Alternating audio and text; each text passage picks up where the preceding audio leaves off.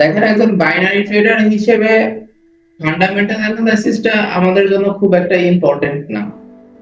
তার কারণ হচ্ছে যে ফান্ডামেন্টাল যে ইফেক্ট গুলা পড়ে, মার্কেটের নিউজের যে ইফেক্ট গুলা পড়ে, এগুলো সাধারণত 5 থেকে 10 মিনিটের মধ্যে ক্লোজ হয়ে যায়। তারপরে মার্কেট যেমন থাকে তেমন থাকে। তো এই ফান্ডামেন্টাল ইফেক্ট সাধারণত যারা ফরেক্স ট্রেডার আছেন, যারা ফরেক্সে ট্রেড করে থাকেন, তারা সাধারণত এই ফান্ডামেন্টাল অ্যানালাইসিস গুলা করে থাকেন যেন তারা নিউজ টাইমে কিছু এক্সট্রা প্রফিট জেনারেট করতে পারে, অথবা কারোর যদি ট্রেড লসে থাকে তাহলে সেক্ষেত্রে প্রফিটে যেন চলে যায়, এই জন্য তারা আর কি নিউজ গুলা অ্যানালাইসিস করে থাকে। তো তারপরেও আমাদের একজন বাইনারি ট্রেডার হিসেবে যতটুকু দরকার এতটুকু আমাদের অবশ্যই করতে হবে। কারণ এতটুকু যদি আমরা না করি তাহলে সেক্ষেত্রে আমরা যদি কখনো নিউজের টাইমে যদি আমাদের ট্রেড এন্ট্রি করে যাই, তাহলে সেক্ষেত্রে খুব বড় সমস্যার সম্মুখীন হওয়া লাগবে আমাদের। আর এই সমস্যা থেকে নিস্তার পাওয়ার জন্য মূলত আমাদের ফান্ডামেন্টাল অ্যানালাইসিস করা লাগে। তো আমরা যদি সবকিছু বাদ দিয়ে ডিরেক্ট গুগলে চলে যাই, গুগলে কি আমরা ফার্স্ট অফ অল যে জিনিসগুলো সার্চ দিব সেটা হচ্ছে যে ফরেক্স ফ্যাক্টরি। ফরেক্স ফ্যাক্টরিতে যাওয়ার পরে আমরা এখানে ঢুকবো ফরেক্স ফ্যাক্টরিতে।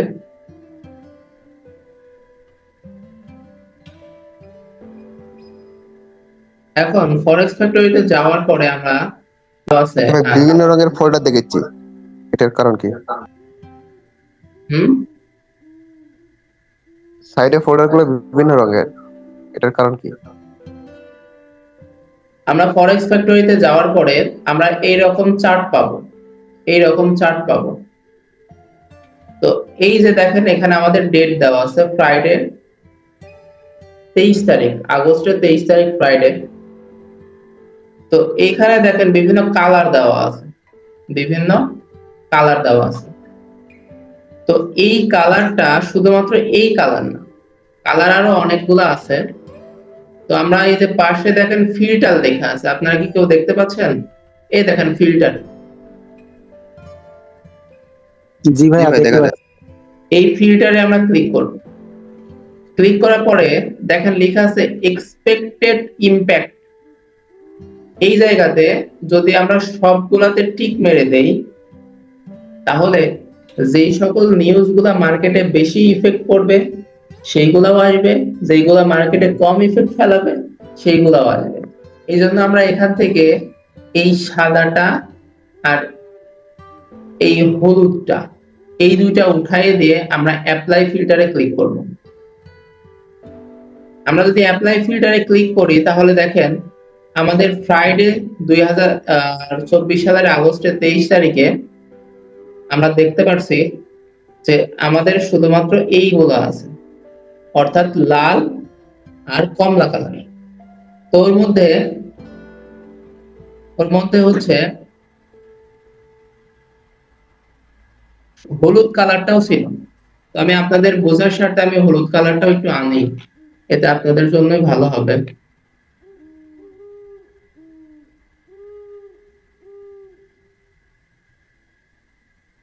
দেখেন, যদি হলুদ কালার থাকে, যেই নিউজগুলোর পাশে এরকম হলুদ কালার আছে সেই নিউজগুলা মার্কেটে কম ইফেক্ট ফেলবে, সেই নিউজগুলা মার্কেটে খুব একটা ইফেক্ট ফেলবে না।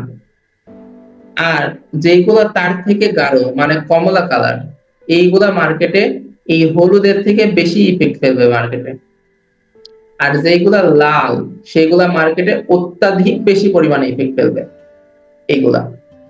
এখন আমাদের এই জায়গাতে দেখেন কিছু টাইম দেওয়া আছে, 4টা 45, 5টা 1, 5টা 30, 6টা 33। তো এই জায়গাতে আমাদের বাংলাদেশি টাইমটা সিলেক্ট করে নিতে হবে। এই জন্য দেখেন এই যে টাইম, এই জায়গাটা দেখতে পাচ্ছেন 12টা 19 বাজে। জি ভাইয়া, দেখা যাচ্ছে। ক্লিক করবেন, ক্লিক করে যে টাইম জোনে আসবেন, আমার সিলেক্ট করাই আছে।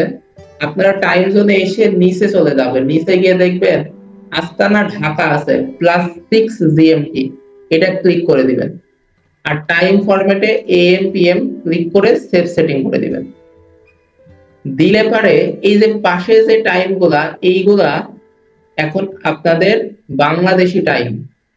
এই বাংলাদেশি টাইমে 4:45 NZD অর্থাৎ নিউজিল্যান্ড ডলারে দুইটা নিউজ আছে, তার মধ্যে একটা কম ইফেক্ট, একটা মোটামুটি বেশি ইফেক্ট, কিন্তু সব থেকে বেশি ইফেক্ট নাই।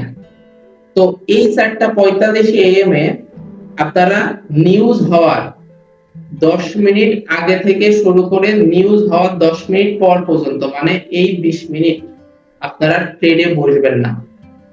এই 20 মিনিট আপনারা ট্রেড করা থেকে বিরত থাকবেন। সেটা যদি এই তিনটা কালারের যে কোনো কালারই হোক না কেন, আপনারা সেখানে ট্রেড করা থেকে বিরত থাকবেন। আমার কথা কি ক্লিয়ার হয়েছে?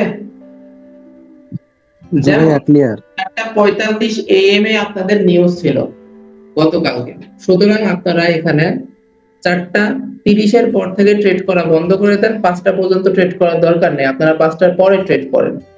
এখানে 7টা PM 8টা PM এ ইউএসডি নিউজ ছিল, 7টার সময় ইউএসডি তে নিউজ ছিল। আপনারা 6:50 থেকে 7:10 পর্যন্ত ট্রেড করার দরকার নেই। 7:55 থেকে 8:10 পর্যন্ত ট্রেড করার দরকার নেই। এই 20 মিনিট আপনারা ট্রেড থেকে বিরত থাকবেন, কারণ এই টাইমে আপনাদের কোনো লজিকই খাটবে না মার্কেটে। আপনি যত বড় টেকনিক্যাল অ্যানালিস্ট হন না কেন, আপনার মার্কেটে এই কোনো লজিকই কাজ করবে না। সুতরাং আপনি এই টাইমে কোনো ট্রেড এন্ট্রি নেবেন না। এখন আমি আসি তাহলে, এই বেসিক আলোচনা শেষ, এখন আসি অন্য আলোচনা। সেটা হচ্ছে দেখেন প্রত্যেকটা নিউজের পাশে প্যাকেজের ফোল্ডারের চিহ্ন আছে, দেখতে পাচ্ছেন? এবং তার উপরে লেখা আছে ডিটেইল। এখন এই জায়গাতে আপনারা ক্লিক করবেন, এই প্যাকেজের উপরে ক্লিক করবেন। ক্লিক করার সঙ্গে সঙ্গে দেখেন আরো ফোল্ডার খুলে গেল।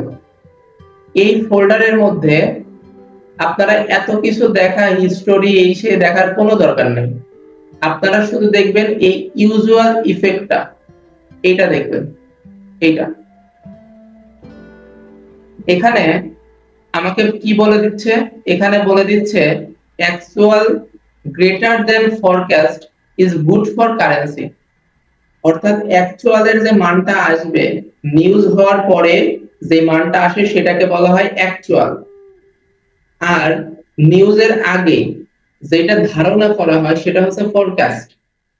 আর সেই নিউজের হিস্টোরি অনুসারে যা থাকে সেটার নাম হচ্ছে প্রিভিয়াস। তাহলে এই নিউজটা একটু মনে রাখেন যে এই এনজেডডি তে যে 4:45 এ নিউজ ছিল, সেখানে বলছে যে অ্যাকচুয়াল যদি ফোরকাস্টের থেকে বেশি হয় তাহলে সেটা কারেন্সির জন্য ভালো। এইবার দেখেন, এই দেখেন অ্যাকচুয়াল লেখা, দেখছেন? অ্যাকচুয়ালের ঘর, জি ভাইয়া। এইটা হচ্ছে আমাদের ফোরকাস্টের ঘর, আর এটা হচ্ছে আমাদের প্রিভিয়াসের ঘর। তো এখান থেকে আমরা যদি এই মার্কেটটা একটু বিশ্লেষণ করি, তাহলে দেখবো আমাদের প্রিভিয়াস কোন মার্কেটে ছিলাম, এইটাতে ছিলাম। আমাদের প্রিভিয়াস ছিল 0.4% এবং ফরকাস্ট ধারণা করা হচ্ছে 0.4% এর থেকে এই নিউজের ফলে রিটেল সেলস, এই যে রিটেল সেলস এর পরিমাণটা -1% এ নেমে যাবে। আর যখন নিউজটা 4:45 এ পাবলিশ হয়ে গেল, ঠিক 4:45 এ এই অ্যাকচুয়ালটা পাবলিশ হয়ে যায়, সেখানে আছে -1.2%। এখন আমাকে বলেন যে এই নিউজ অনুসারে আমি ফরকাস্টের সঙ্গে যদি অ্যাকচুয়াল ম্যাচ করি, তাহলে এইটা আমার ভালো নিউজ না খারাপ news?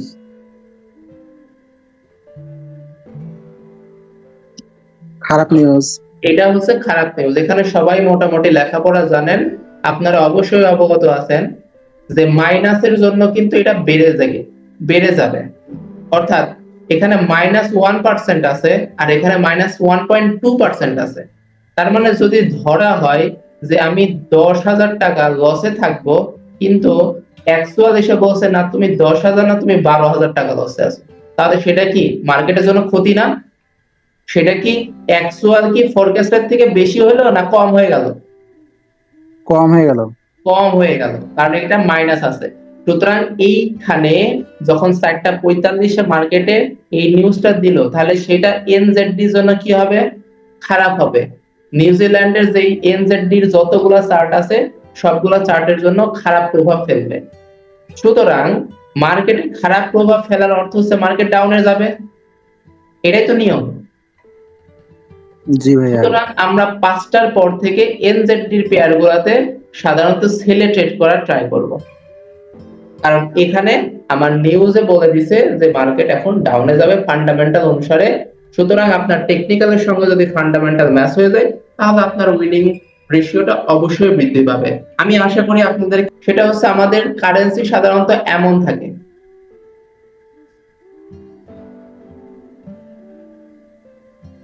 Euro USD, USD CAD, এই প্রথমে যেই কারেন্সিটা থাকে সেটাকে বলা হয় বেস কারেন্সি, আর পরে যে কারেন্সিটা থাকে সেটাকে বলা হয় কো কারেন্সি।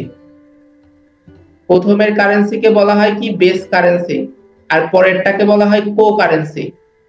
এই ইউএসডি প্রথমটাতে কো কারেন্সি মানে হেল্পিং কারেন্সি, এবং দ্বিতীয়টাতে এই ইউএসডিটা হচ্ছে মেইন কারেন্সি বা বেস কারেন্সি। যদি বেস কারেন্সিতে নিউজ যদি পজিটিভে থাকে তাহলে মার্কেট আপে যায়, আর যদি কো কারেন্সিতে নিউজের জন্য মার্কেট আপে যাওয়ার কথা বলে, তাহলে সেই মার্কেট নিচে যাবে। আমি জানি আপনারা বুঝতে পারেন নাই, আমি আবার বলতেছি। বুঝেছি ভাইয়া। বেস কারেন্সিতে যদি মনে করেন ইউরোর একটা নিউজ আসলো এবং বলা হলো ইউরো এখন স্ট্রং হয়ে গেছে, তার মানে আপে যাবে, সুতরাং ইউরো ইউএসডিও এখন আপে যাবে। এই ইউএসডি ক্যাড এর জন্য ইউএসডি এর একটা নিউজ আসলো যে মার্কেট আপে যাবে, সুতরাং ইউএসডি ক্যাডও আপে যাবে। কিন্তু এই ক্যাড এর কো কারেন্সির একটা নিউজ আসলো মার্কেট আপে যাবে, তার মানে এই ক্যাড যতগুলা কারেন্সির কো কারেন্সি হিসেবে আছে প্রত্যেকটা কারেন্সিতে মার্কেট এখন নিচে নামবে। ভাইয়া এইটা যদি আমরা এইভাবে বলি যে ইউএসডি আপে যাবে, তাহলে আমার বেস কারেন্সি ইউএসডি সিএডি, এইখানে ইউএসডিটা আপেই যাবে, কিন্তু আগে যেটা আছে ইউরো ইউএসডি, ওইখানে ওই মার্কেটটা তাহলে আমার ডাউনে যাবে। ভেরি গুড ভাই, ক্লিয়ার, বুঝতে পারছি, আপনারা বুঝতে পেরেছেন, আশা করা যায় ক্লিয়ার। ভালো লাগলো খুব তাড়াতাড়ি বিষয়টা ধরে ফেলার জন্য।